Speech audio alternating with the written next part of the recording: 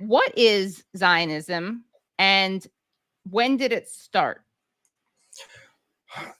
The definition of Zionism is something that no matter what you say, various Zionists are going to tell you, well, that's not Zionism. Zionists will tell you that Zionism is the right for the Jews to do this or that. But that's not what Zionism is.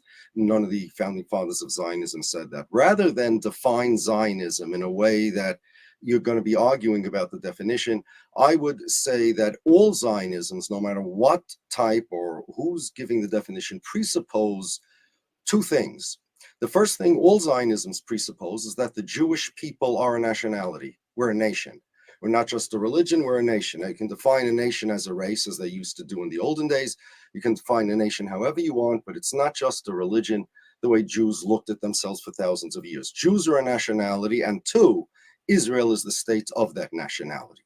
Those are the two things that are contained in all definitions of Zionism. Now, both of those are false and also anti-Semitic. First, I want to give a little introduction as to what Zionism is.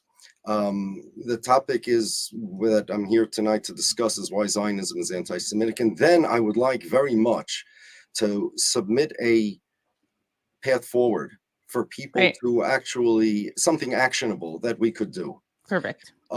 Okay, so first, once upon a time, the Jewish people looked at themselves, well, let's go back 2,000 years when the days of the temple, before the Romans kicked us out of Jerusalem and the Holy Land. The Jews looked at themselves as a people who were enjoined by God to fulfill the Torah. That's all they were. The story of the Jewish people is very simple. It involves three things. God gave the Torah to the Jews. That's it. Those three things. God gave the Torah to the Jews. Any distortion of those three things, any of those three things, makes another religion. The ancient idol worshippers changed the concept of God. They had totem poles and things like that. That's why they were idol worshippers. The Christians changed the Torah. They have a New Testament. The law changed, and the Zionists changed the third factor there. To the Jews. The Zionists changed the concept of what the Jews are, just as the pagans changed God and monotheistic God, a first cause, and something that's completely unphysical into a totem pole, and the Christians added something to the law. They completely changed the law. They said it was superseded.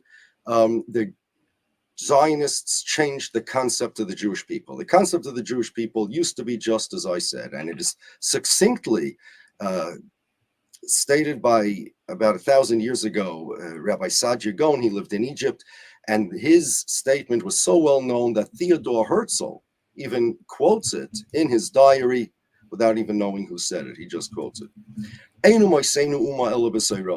means in English, we are only a people, we are only united by the Torah. That's it. Nothing else unites us. If you remove the Torah from the Jewish people, there's no difference between the Jews and anybody else. Right? There were no bagels and lox even in those days. So there was absolutely no difference between the Jews and anybody else. Now, there are Jews back in the olden days that didn't want to be Jews, and they perhaps converted to another religion. It was very unusual in those days to find a secular person at all, and certainly not anybody that identified as a secular Jew. It may be that Benedict Spinoza was a quirky exception, depends who you ask. But then came the Emancipation and the Enlightenment, and the Jews were no longer relegated to ghettos, and they were allowed to go to universities, and they were allowed to be out in society. And there were many Jews that said, you know what, I don't want to be religious. I don't want to be part of this studious, righteous, pious, priestly kind of people. That's what the Jews were. We want to be regular Russians. We want to be regular Germans. We want to be regular Frenchmen. And that the problem is it didn't work. Long story short, there were persecutions, anti-Semitic persecutions against them.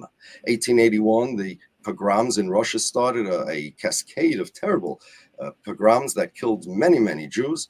And the secular Jews, the assimilated Jews, had a kind of an identity crisis. They didn't want to be Jews because they actually, and this is important to know, they looked at the Jews as ugly. It wasn't just that they didn't want to be religious because they wanted, talk on the telephone on Saturday.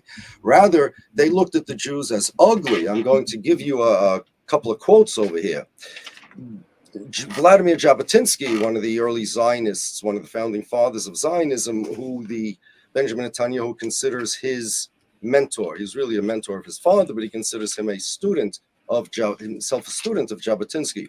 Quote, "I have no doubt that I am a Zionist because the Jewish people is a very nasty people, and their neighbors hate it, and they are right. Its end will be a Bartholomew night." Yosef Chaim Brenner, one of the big Zionist intellectuals, said, quote, "If the tables were turned and others were like the Jews, wouldn't we have good cause to hate them as well?" Uri Tzvi Greenberg shares with us his opinion as to why religious Polish Jews were persecuted. Quote, "Those loathsome Jews are vomited out by any healthy collective and state, not because they are Jews, but because of their Jewish repulsiveness." Ben-Gurion referred to Jews as parasites. Some statements by Adolf Hitler calling Jews parasites, and Ben-Gurion, it's hard to know who said which. They absorbed the attitudes of the anti-Semites. They didn't like the Jews, so they didn't want to be them. The Russians and the Germans and the French told the assimilated Jews basically, "You're Jewish, and we're going to persecute you anyway as you're Jews." Now they had a resultant identity crisis.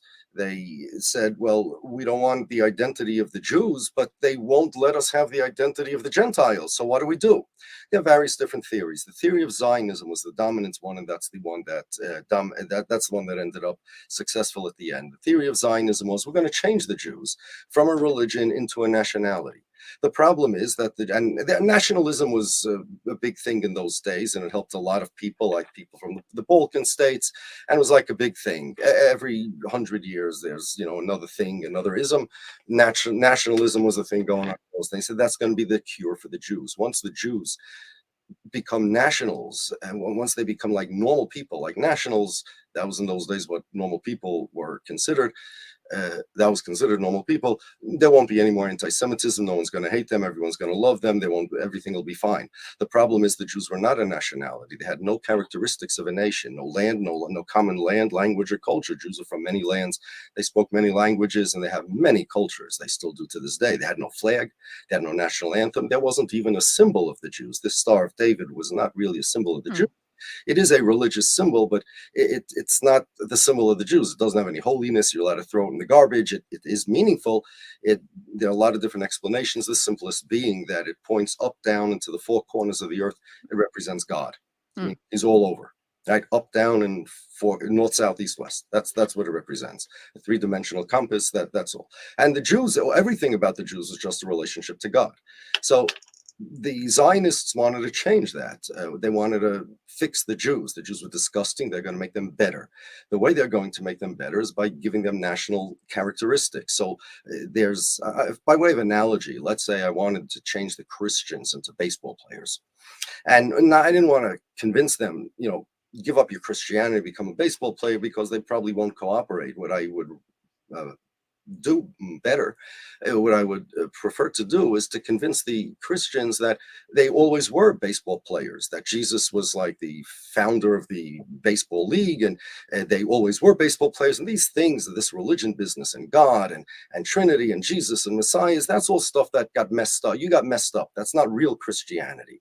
And what I would do is I would give the Christians bats and balls to play with. I would make them pinstripe uniforms that says Christians across the chest, give them a stadium to play in, and say, now you're the real Christians. If you have a good education, starting from little kids, and you bring them up this way, before you know it, in a generation or two, Christians were always supposed to be baseball players, and this religion stuff was just nonsense that they got into their head once upon a time. And that's what the Zionists wanted to do to the Jews. Let's give them a language. So they created modern Hebrew. Jews haven't spoken modern Hebrew, and there was no modern Hebrew to speak. Right. The Hebrew language, the ancient Hebrew language, has a few hundred root words. It's not a speakable language. Even when we did speak it, it wasn't a national language of the Jewish people, meaning that's not what united us into a nationality the way other languages do. So we're going to make modern Hebrew. And they had modern Hebrew before they had a state. It was not an easy thing, but they did it. Easier was to make a flag. They made their Israeli flag. It was there before Israel was. They made a culture. They changed their names from European names to Middle Eastern sounding names. The hardest thing for them to get was a country, which they finally got as well. And the idea is we're going to teach the Jews that the Jews are always a nationality. Your aspirations to return to the Holy Land was not for a messianic renewal of the world, a new spiritual revelation of God where the wolf will lay down with the lamb. No, really, it's a political self-determination that you always wanted. And that's why they chose Israel as opposed to everywhere else. The Zionists could have had land in many, many places. There was Uganda plan, Argentina, various different places, but they turned that down because they figured in order to get the Jews to cooperate, in order to formulate this gaslighting, that's what it was, to educate the Jews, they had to fit their own, they had to lend artificial Jewish flavoring and artificial Jewish coloring to their completely non-Jewish movement. So they took the old Jewish aspirations, this, as we say in our prayers, next year in Jerusalem, and they say, oh, you know what we meant always? What we meant was we're going to have national self-determination in Jerusalem. That's not what we ever meant. And I'll tell you a secret, Katie, that they don't tell you. The people in Jerusalem today also say next year in Jerusalem. And the reason they say it is because the Jerusalem that we're praying for is not the Jerusalem that exists today. It's a concept, more of a place. It's in a place, but it's nothing like what we have today. Everything about Judaism is spiritual: God, angels, law, miracles, Moses, splitting of the sea. That's Judaism. They wanted to take Judaism and change it into a political thing, a political identity. That's right. Zionism. And really the goal of Zionism, the ultimate goal of Zionism, is to purify the Jews and to rehabilitate the Jews and to rebrand the Jews such that instead of being people like me, which everybody hates because they've had anti-Semitism throughout the centuries, people are going to become like Benjamin Netanyahu or Ariel Sharon, who everybody loves, right? That was their plan. Didn't work out that way, but that was their plan. They're going to win gold medals. They're going to win Eurovision contests. They're going to be normal people. They're going to have an army. And of course, that was the main thing that they hated about the Jews. Right. The Jews are big pacifists. They ran rather than fought. We don't fight. We don't like wars. We don't like fighting. We don't have places, like the Alamo is a place of a battle. We have all over the Old Testament, there are battles and wars all over the place, but there is no holy site of a war. We don't have any such places. I was on another show a while ago, and somebody in the comments later said, what do you mean? What about Masada? Right. Masada is a Zionist invention. Masada meant nothing to the Jews for this very reason. It was the site of a bunch of Bar Yonim there. They were thugs, actually. They were kicked out of Jerusalem by the rabbis, and they hold themselves up in that fortress. It was nothing to us. Some couple of Zionists, archaeologists, they decided to create these type of things, and that's exactly what the Zionists did. They made a new Jewish history. They made a new Jewish personality and new Jewish aspirations and everything, and that's Zionism. And their goal was like a supersessionist religion where they say we're the real Jews. Plenty of people say they're the real Jews. They're the Black Hebrews that say they're the real Jews. There's Christian supersessionists say they're real Jews, but what the Zionists did is different. I say the Orthodox Jews are the real authentic type Jews, and everybody else is in violation. Okay, everybody says that. Don't worry about it. We'll work it out later. Yeah. It will work it out. It is what it is, Katie. However, these guys did something different that none of the Jewish deviant movements ever did. And actually no country in the world ever did. They said that, you know what? We're not saying that we're the real Jews and the Orthodox are not, although there are those who have said it. Rather, we are the representative of all the Jews in the world. Jews are a nationality, whether you're religious or you're not religious, whether you're a Black Hebrew or a Jew for Jesus, whatever they want to say. But we are the state of those Jews. All those Jews comprise a nationality. And just like in the United States of America, there are people of different races, different cultures and things, but there's a country. Israel is the country of the Jews. Okay, now, it's important to know that there's no country in the world that does this. Every single country in the world is the country of their citizens, meaning here in the United States of America, everybody in the United States of America came from somewhere, unless you're a Native American. My family's from Poland. Everybody came from somewhere. We're less than 300 years old, but we're all Americans. A person comes to America, they become a citizen, they live the life of an American, and eventually they assimilate into they become Americans. Same thing with Italy. They become Italians. In France, you become French. In Israel, by Israeli law, there is no Israeli nationality. There's only a Jewish nationality. There's Israeli citizenship, but no Israeli nationality. Israel's nation state law says that only Jews have the right to self-determination in Israel, nobody else. And this means two things. Thing number one, that I, a Jew of Polish descent who never lived in Israel, don't plan on living in Israel, have nothing to do with Israel, don't want anything to do with Israel, they claim that they're my state. Benjamin Netanyahu says that he's my prime minister. That's what they think, that they are the leaders of the Jews, and they say it all over the place. Now, to the point where Jonathan Pollard actually, now this is completely anti-Semitic, absolutely anti-Semitic. This is the dual loyalty trope. To the point where Jonathan Pollard, do we have that article, Katie? Yeah. Do we have that, Brad? Hold on. It was in the email. If not, let me just. There's a link to the Jerusalem Post. Hold on. 1 second. I can just open it. Sorry about that. Sent. Shapiro. Okay. I'll open that. Share screen. Sorry about this delay. Okay. All right. Scroll down. Pollard, Jews will always have dual loyalty and should consider spying for Israel. Jonathan Pollard said that he would actually advise young Jews to spy for Israel. American Jews to spy on America against America for Israel. Now, this is an absolute anti-Semitic dual loyalty trope. And he was a spy. He was a spy, yes. For people who don't know who he is, He was a spy for Israel. He was convicted, and he served his sentence and moved to Israel, and now he's a hero over there. As far as I'm concerned, he's a villain. He spied on his own country for money, actually. But Israel, the Zionists say, well, he saved a lot of lives. He didn't save a lot of lives. He actually put American lives in Russia at risk. And, Israel has a tendency to do that, to justify things by saying it's necessary for saving lives. But that's what Jonathan Pollard says. Israel claims to be my state. There is no other country in the world. What? Bad hair also. Less offensive, though. Less problematic, yeah. There is no other country in the world that claims to be the state, the nation state of people that have nothing to do with it, never had anything to do with it, citizens of other countries. And it's not that I come from Israel, that I'm an Israeli American. My family's from Poland. Germany, there are Germans in America that Germany does not demand their allegiance at all, but they still came from Germany. I never came from Israel. We have nothing to do with it. There is not a single country in the world like that. But the second thing that means, the flip side of that, is that if you're not Jewish and you're an Israeli citizen, Israel is not your country. Let me repeat that. You can move to Israel, be a loyal Israeli citizen, serve in its army, do whatever it tells you to do for generations, for hundreds of years.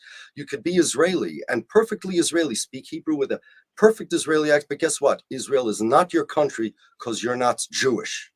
Now, here's the question. Well, what does being Jewish mean to the Israelis? It's not my definition of Jewish, and the answer is they have never defined what a Jew is. Ben-Gurion said there is no definition of a Jew. Those were his words. If that's true, though, how does somebody know if they're Jewish if there's no definition? Jabotinsky said Jews are a race. Other people said that Jews are some kind of tribe, even though they're not. They have no official definition of Jew, and therefore they have no official definition of Jewish state. Ben-Gurion said that nowadays the Knesset, Israel's parliament, actually has the right to determine who is a Jew and who is not. And Israeli law says that even if you don't believe in God and you're not religious, you're still entitled to the law of return because you're Jewish.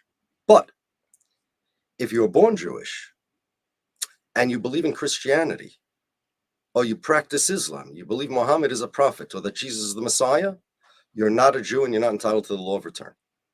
Now, that's a contradiction. It makes no sense. If if you're born Jew, if it's some racial type thing, what difference is it what religion you practice? And if you can be an atheist, that you don't believe in any God and any Messiah and any prophet, that's okay. But if you believe in Jesus as the Messiah or Muhammad as the prophet or some other type of religion, you're not Jewish enough for them. And it's all arbitrary. That's the thing with Zionism. They're arbitrary, it's contradictory, the whole thing doesn't make sense. Now, how did it work? The way it worked is through propaganda. The way it worked is through tremendous propaganda. There's the Holocaust, and not only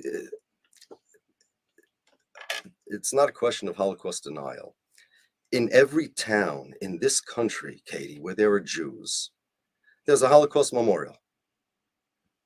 There aren't yeshivas in every town, but there has to be a Holocaust memorial. A Pew survey a number of years ago asked what's most essential to Judaism, what's essential to Judaism to you, and the thing that came in first place was remembering the Holocaust. Now, of course, remember the Holocaust. Of course, there are lessons of the Holocaust, but Zionists made it front and center of Jewish identity. It became part of their identity. Yeah. Okay, now like Norman Finkelstein's book, The Holocaust Industry. Yes, I call it in my book, The Church of the Holocaust God. And it became part of their identity. Now, a Newsweek reporter named Alsop once told Golda Meir that he thinks she has a Masada complex because they're traumatized, these Zionists. And she said, yes, we have a Masada complex, and we have a Holocaust complex, and a pogrom complex.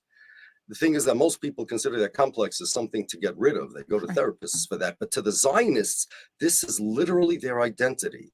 And because they don't have the traditional Jewish identity, the one that I identify with, they need to fill that gap with something.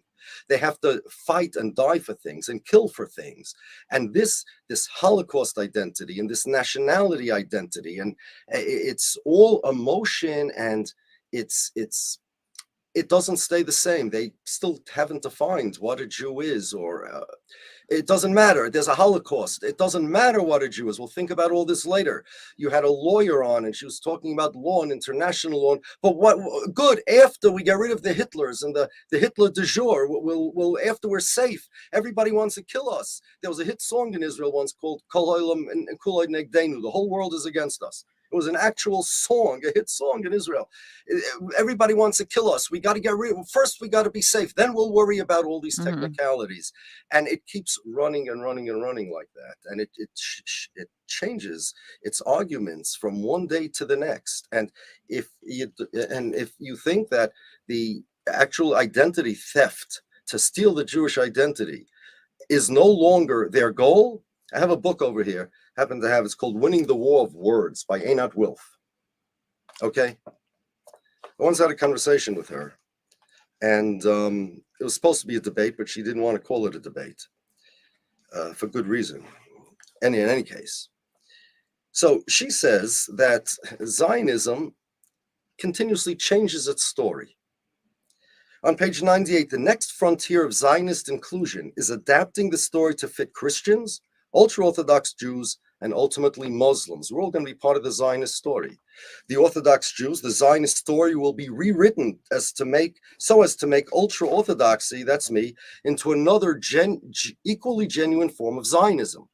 The 2,000-year-long continuing existence of ultra-Orthodox communities in the holy cities of Jerusalem, Hebron, Tzfas, and Tiberia, for example, may be portrayed as having paved the way for modern Zionism and secured the path for the return of the Jewish people to their homeland. They want to make me into a Zionist. That's the goal.